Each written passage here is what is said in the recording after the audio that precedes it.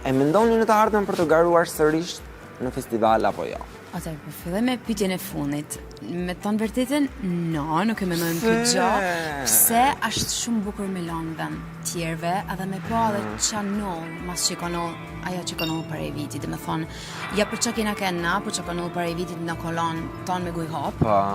Edhe kam shumë qef me po që do me bërë rinia, si do të vazhdojnë kultura muzikore shqiptare. Ndjeni mirë se këtë vit Elajda Dani tha që kishte një rekord dërgimi këngësh. Pra, duket sikur u dërguan shumë këngë këtë vit në festival, më shumë se çdo vit tjetër, dhe duket sikur Shkodra Elektronike frymëzoi të gjithë artistët e rinj që shiko, mund t'ja dalim dhe të dërgojmë një këngë shumë të mirë në Eurovision.